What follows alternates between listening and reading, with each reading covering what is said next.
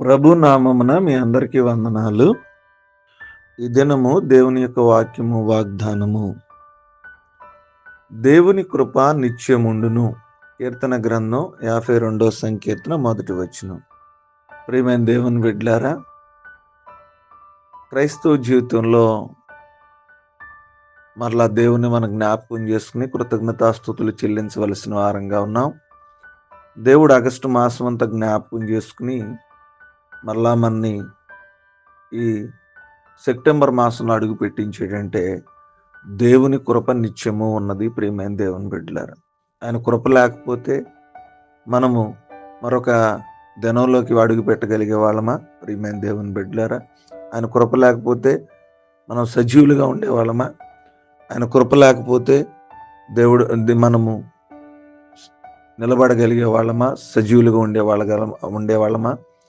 అనేక పరిస్థితుల్లో దేవుని యొక్క కృప నీ పట్ల ఉంది కాబట్టి, ప్రియమైన దేవుని బిడ్డలారా, నిత్యము ఉంది కాబట్టి దేవుడు మరొక నెలలోకి మనల్ని నడిపించాడు.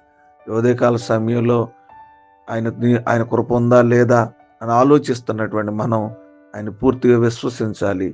ప్రతి దినం ఆయన కృప ఉంది కాబట్టి మరొక నెలలోకి దేవుడు మనని నడిపించాడు. ఆయన కృప ఎప్పుడు కూడా ఉంటుంది. కానీ మనమే ఆయన నమ్మడంలో, విశ్వసించడంలో, ఆయన ఆరాధించడంలో, ఆయనతో సహవాసం కలిగి ఉండడంలో, ఆయనతో స్నేహం కలిగి ఉండడంలో, ఆయన్ని స్తుతించడంలో కొన్నిసార్లు మనం బలహీనమవుతూ ఉంటాం. ఆయన కృప నిత్యం ఉంది కాబట్టి మన కుటుంబాన్ని మరొక నెలలో నడిపించిన ఆ దేవాది దేవుణ్ణి స్తుతిస్తూ, ఆరాధిస్తూ, ఆయన పట్ల విశ్వాసం కలిగి దీవించబడదాం. ఈ కొద్ది మాటలు దేవుడు మన వెనుకల్లో ఫలించి ఆశీర్వదించిన ఆమె ప్రార్థన చేసుకుందాం. తలలో వంచుకుందాం, కళ్ళు మూసుకుందాం.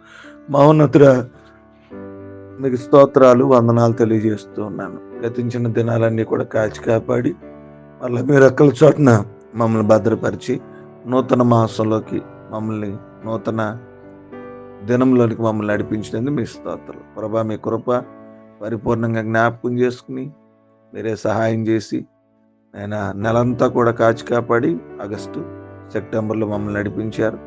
వేకుని లేచి మిమ్మల్ని ఆరాధించాం.